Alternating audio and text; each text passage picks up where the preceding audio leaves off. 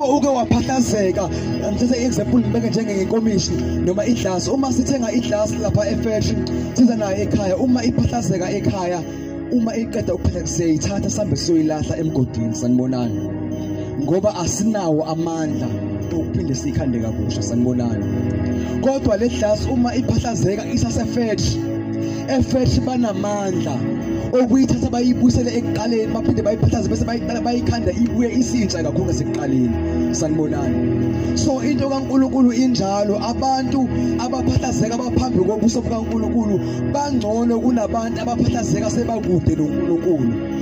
Ungcono umuntu ohamba noNkulunkulu eshayekile, ungcono umuntu ohamba noNkulunkulu opha, ungcono umuntu ohamba noNkulunkulu elimele, ungcono umuntu ohamba noNkulunkulu ehletshiwe, ungcono umuntu ohamba noNkulunkulu eshayiwe, ethukiwe, ebisiwe ngamagama, ngoba lowo muntu esengaphinde akhandwe kabusha, sanibonani.